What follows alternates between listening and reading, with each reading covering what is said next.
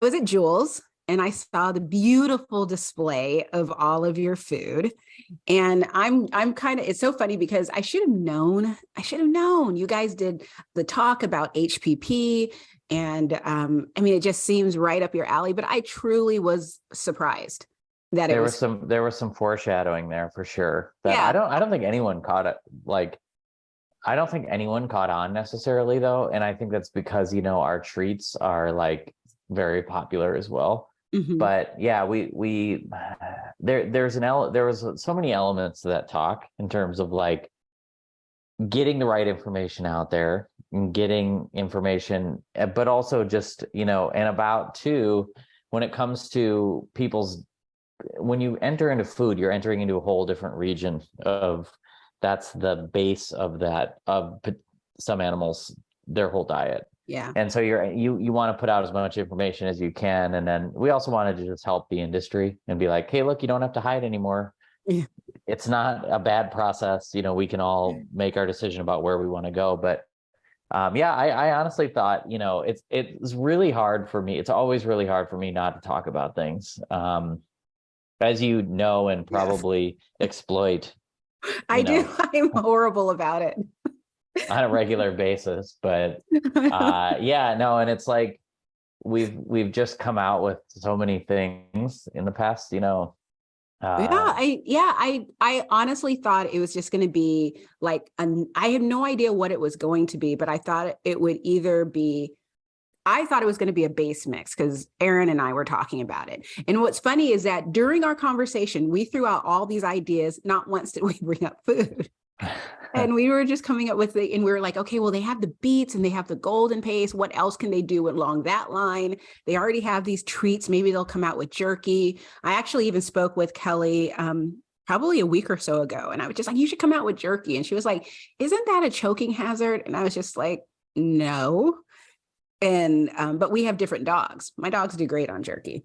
Sure. But I'm still just completely flabbergasted. But that being said, how long did it take you guys to formulate? Because not only did you come out with the food, but like other companies will come out with two proteins, chicken and beef. You guys came out Mhm. with an entire line. So did you guys like have a heads up because you already had the treats? Yeah. So some of that's a great question. And some of that did come down to sourcing and what you can make work. Luckily, we are just have, when it comes to bison, I think we just have access. Kelly's been doing bison for so long. I feel like we just have great access to that, which was really, I think, a special thing to do is, coming from where Green JuJu came from to be able to release the bison one. But we also, we're just not on, there is room for all different proteins and all different diet types. I'm a big proponent of obviously sourcing what you should ethically, and the animals eating what they should. So there's good ways to source chicken and not good ways to source chicken, etc. But that's not really our game, in terms of like, we don't ever release like, you do want to have some more, I would say we generally stick within the neutral to cooling range. Mhm. And also you do want to have a lot of different price options out there. But we knew we wanted to go a little bit more novel with that. And we knew that we would, have the good pork sourcing on that. And we're also utilizing parts of the animal that you can get because it's not just typical muscle Mhm. meat or that aspect of it. So Yeah. you have access to more of that because, I mean, more humans, I guess, should eat things like heart and liver, but even I have a hard time eating liver because it's gross. It tastes gross. So, and this is coming from someone who yesterday I went on a birthday trip over the weekend to Mhm. this inn, and I ate venison tartare for 3 straight meals as my appetizer. So I'm a big raw meat person, but liver is a hard one to eat. But luckily, it's great for dogs and cats, and so we were Yeah. able to kind of go on the more novel side. And we're also not in the business of like you won't ever see us be like, oh, we have duck and bison broth, so we'll do a chicken and beef, because there's a million options for that. And that's Yeah. great. I mean, for people, but we want to do something that's different. So Yeah. I mean, I think that that's what I like about it is because even though, I mean, I'm lucky because I have access to a whole lot of stuff, but I actually just started feeding chicken regularly when we got Bella, because she was growing, and so I was feeding her Darwins, and I just had them send me their chicken recipe. And I've gotten out of the habit of chicken because it's always been an issue with my dogs. It's not really anymore, but it's funny because I didn't even realize it until you just said it, that yeah, you guys don't have a chicken and a turkey. You have these proteins like pork, something that a lot of people don't feed, or it seems like they don't feed, where it turns out to be such a universal protein that all of my dogs can do well on.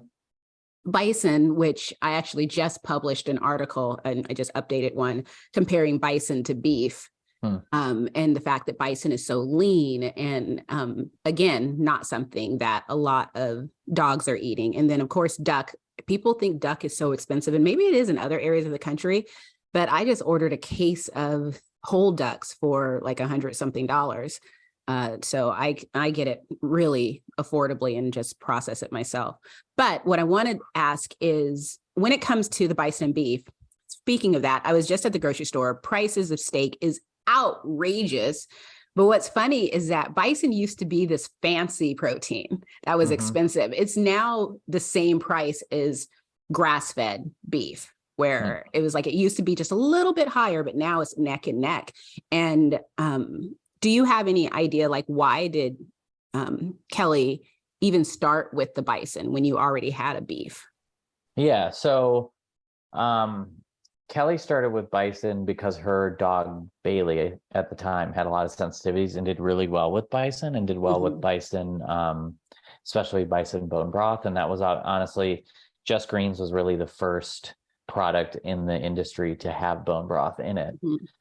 Which, going back to Kelly's been doing new stuff. I think, one of the reasons that drew me to Green JuJu is she's been doing new stuff the whole time she's been formulating products. And so I think it goes back to, and we get this feedback all the time with, animals with allergies. There's some really interesting difference between the two. It's actually interesting because when you're formulating like we are, where it's just heart, liver, and kidney, they're about the same. The bison is slightly leaner, but it's only about 3 calories per ounce that it's lower in. So they're really similar. But I would say that the bison kind of, in terms of, here's a good example because it's like everybody's hotbed thing right now. It has more copper, for instance, than beef.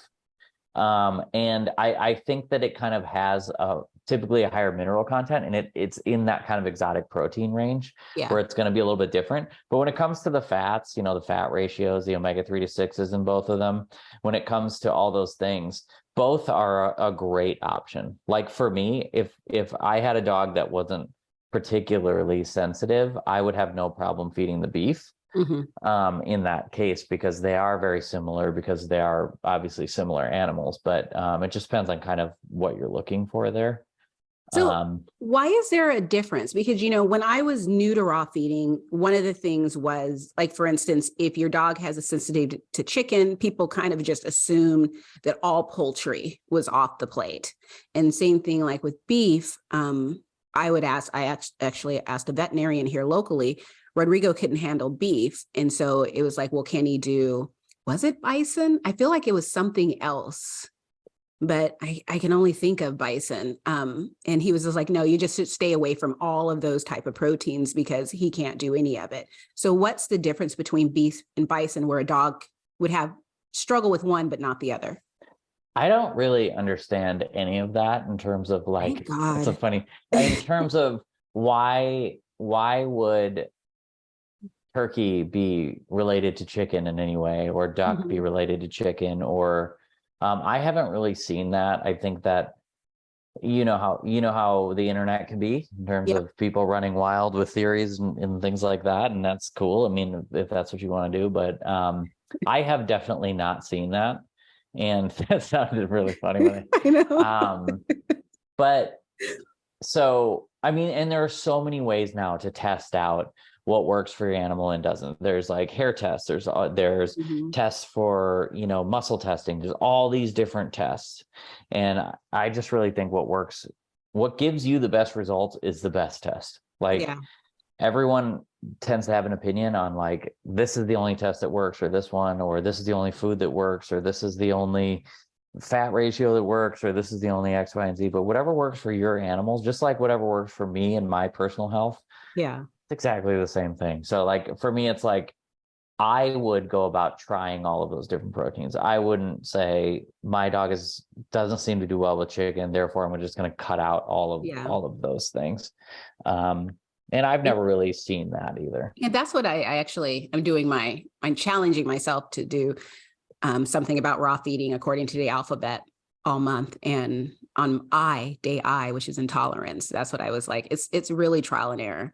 I mean, you can do the testing. I mean, I tested Rodrigo, and that test came back lit up in red. Like I needed to put my dog in a bubble. And in the test, it said, well, he can't have chicken, so he can't have chicken eggs, but he can have pheasant. And I knew that actually he couldn't have pheasant, and he did great on chicken eggs. And it was just one of those where it was interesting. I'm glad it didn't cost a lot of money because I got it on sale, but I would never do it again because, you know, ultimately I still had to do trial and error to figure out what would work and what wouldn't work. And I feel like that's everybody's dog. That's my dog. You know, I feel like I've gotten him onto things that work. It's a very simple diet, but it just, it's very interesting. I think for both me and Kelly, with all of the green JuJu products, there's things our animals don't do well with. Mm-hmm. And because we're feeding, you know, that they say feed the dog in front of you, and that's what we're doing. Of course, in my case, my dog is ungrateful because he's ridiculous, because it brings me endless joy to bring, you know, endless variety to my dog's diet. He does not seem to be that type of dog, but he is a lovable guy. So we'll give him a pass. I'm lucky because all my dogs are easy now. I've actually always had very easy dogs. It's always fun bringing a new dog into the house and giving them raw and seeing how they do. And Apollo was just sort of like, I don't know, but I'll try it because I like you. And Bella was like, I'm hungry, feed me. And so it was just never really that big of an issue.